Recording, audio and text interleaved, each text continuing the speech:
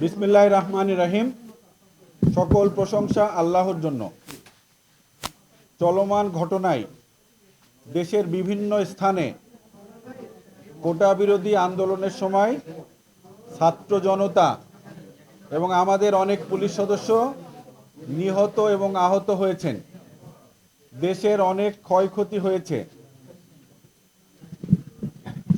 গত 2-3 দিনে বিভিন্ন পুলিশ স্টেশনে এবং পুলিশি স্থাপনায় হামলা হয়েছে এবং অনেক পুলিশ সদস্য নিহত হয়েছেন। এজন্য মাঠ পর্যায়ের পুলিশ সদস্যদের মধ্যে ক্ষোভ, আতঙ্ক এবং হতাশা বিরাজ করছে। তারা বিভিন্ন দাবি দাওয়া পেশ করেছে। ইতিমধ্যেই তারা তাদের 11 দফা দাবি পেশ করেছে। আপনারা সকলে সেটি জানেন। তাদের যৌক্তিক দাবি দাওয়াগুলি আমাদের মাননীয় ইন্সপেক্টর জেনারেল মহোদয় অবগত হয়েছেন এবং তিনি আশ্বস্ত করেছেন যে নতুন সরকার গঠিত হওয়ার সাথে সাথেই উপযুক্ত কর্তৃপক্ষের নিকট তাদের যৌক্তিক দাবি দাওয়াগুলি পৌঁছে দিবেন, এমনকি সে বিষয়ে বাস্তবায়নের জন্য চেষ্টা করবেন। আল্লাহর রহমতে আপনাদের সকলের সহযোগিতায় রংপুরে গত 2-3 দিনে বা সাম্প্রতিক সময়ে কোনো পুলিশ সদস্য বা কোনো সাধারণ মানুষ, কোনো নাগরিক কারো কোনো ক্ষয়ক্ষতি হয়নি। আমাদের পুলিশি স্থাপনায়ও হামলা হয়নি বা কোনো পুলিশ সদস্য আহত হননি। আমরা সকল অফিসার ফোর্স আমরা একসাথে আছি। দেশের বিভিন্ন জায়গায় হয়তো চিত্রটি সবসময় এরকম না। আমরা পুলিশ লাইন্স বিভিন্ন থানায় গিয়ে পুলিশ সদস্যদের সাথে কথা বলেছি এবং তাদেরকে তাদের নিরাপত্তার বিষয়ে আশ্বস্ত করেছি।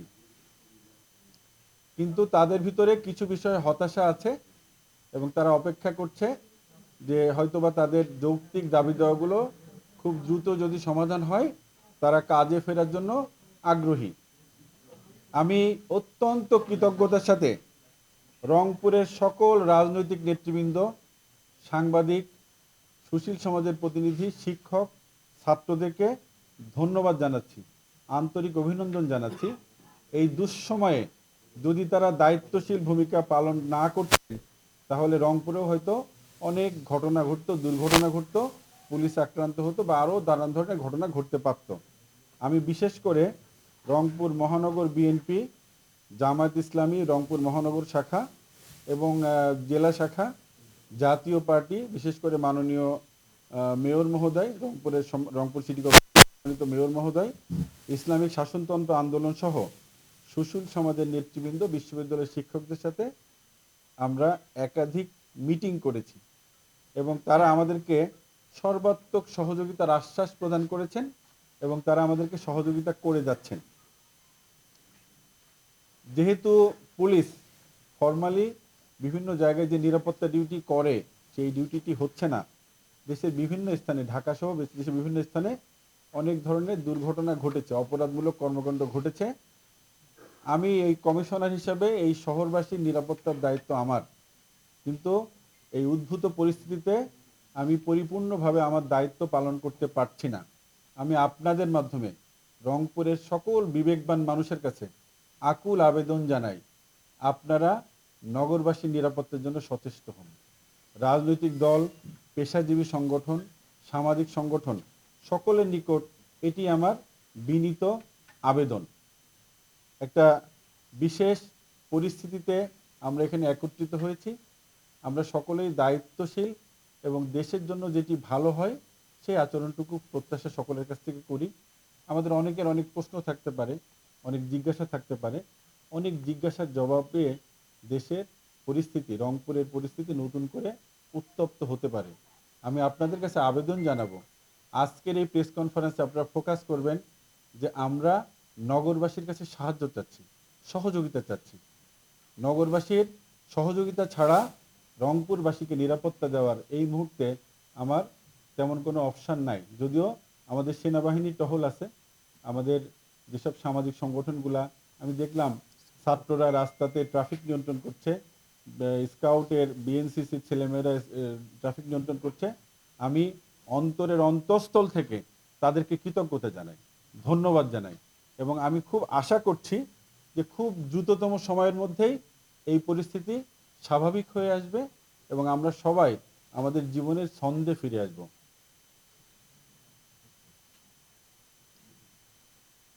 এবং আমি সবসময় আপনাদের সাথে অনেক বিস্তারিত কথা বলি, আপনাদের সকল প্রশ্নের উত্তর দেওয়ার চেষ্টা করি আমার সাধ্যমতো। আমি আমাদের সকল সদস্য অত্যন্ত কষ্ট, দুঃখ এবং ভারাক্রান্ত হৃদয় নিয়ে আজকে আপনাদের সামনে এসেছি। আমি এই সংবাদ সম্মেলন অফিসিয়ালি শেষ করার আগে আমাদের যত ছাত্র জনতা এবং পুলিশ সদস্যরা মারা গেছেন তাদের সকলের বিদেহী আত্মার মাগফিরাত কামনা করছি। আল্লাহ পাক তাদের পরকালে বেহেশত নসিব করুন এই প্রার্থনা করছি। আমি আপনাদের কাছে, আপনাদের মাধ্যমে এবং আপনাদের কাছে সর্বাত্মক সহযোগিতার আবেদন জানিয়ে আমার এই সংক্ষিপ্ত বক্তব্য এখানেই শেষ করছি। খোদা হাফেজ। পরম করুণাময় আমাদের সকলের সহায় হন।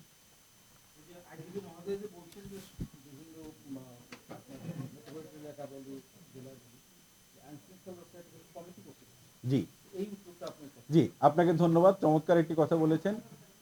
আমরা ইতিমধ্যেই এখানকার যারা লিডিং পলিটিক্যাল পার্টি, বিশেষ করে বিএনপি, জামায়াত ইসলামী, জাতীয় পার্টি, ইসলামী শাসনতন্ত্র আন্দোলন, তাদের সাথে কথা বলেছি এবং ওনারা একটু আগেও জামাত ইসলামের একটি প্রতিনিধি দল আমার কাছে এসেছিলেন এবং ওনারা এই বিষয়টিকেই গুরুত্ব দিয়েছেন যে তারা বিভিন্ন জায়গায় তাদের কর্মীদেরকে, নেতাদেরকে তারা নিয়োগ করেছেন এবং আমরা যখনই পাচ্ছি, কোনো সংবাদ পাচ্ছি, আপনারা জানেন আমরা বিভিন্ন মাধ্যমে, বিশেষ করে সম্মানিত নাগরিকদের মাধ্যমে, আমাদের কমিউনিটি পুলিশিং আছে, সকলের মাধ্যমে আমরা কিছু তথ্য পাই। যখনই আমরা তথ্য পাই আমরা ফোনে কথা বলে এই সমাধান করার চেষ্টা করি এবং কোনো কোনো ক্ষেত্রে তাদেরকে রিকোয়েস্ট করি এবং তারা সর্বাত্মক সহযোগিতা করছেন। এই অফিসিয়ালি আমাদের এই যেটাকে আমরা সোশ্যাল সেফটি নেটওয়ার্ক বলি, এটা এইভাবেই কাজ করছে। জি, আমি তো বললাম আমরা একটা অত্যন্ত খুব ক্রান্তিকালে আপনাদের সাথে এসেছি। আমি যথার্থই বলেছেন, এই শহরের পুলিশ কমিশনার হিসেবে নিরাপত্তার দায়িত্ব আমার।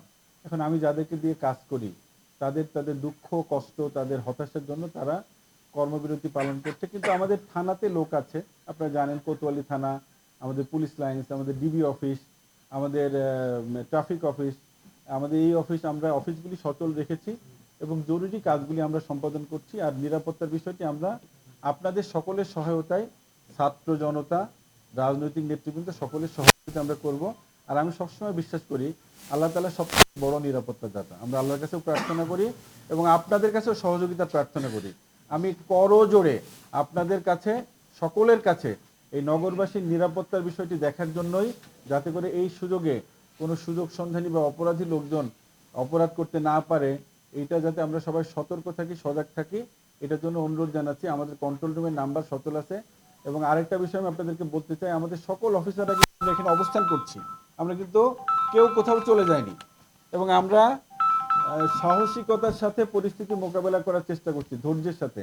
আমরা আমাদের ফোর্সের কাছে গিয়েছি, তাদের সাথে কথা বলছি, অসংখ্য কনস্টেবলের সাথে আমি কথা বলছি, তাদেরকে সাহস দেওয়ার চেষ্টা করছি। তারা বলে যে স্যার, আপনার যে ভূমিকা, রংপুরের মানুষ আমাদেরকে যেভাবে সহযোগিতা করছে, তাতে করে আমরা রংপুরে ভালো আছি, কিন্তু সারা দেশে যেহেতু আমাদের ভাইয়েরা, আমাদের সহকর্মীরা এইভাবে হত্যা, নির্যাতনের শিকার হয়েছে, তাদের প্রতি সমবেত হয়ে আমরা আমাদের এই দাবি দাওয়াগুলো দিয়েছি এবং আইজিপি স্যার তো আমাদেরকে আশ্বাস দিয়েছেন। তো আমরা আশা করি যে সমস্যা দ্রুত কেটে যাবে। আপনারা সকলে মিলে প্রার্থনা করেন যেন আমরা কাজে ফিরে আসতে পারি।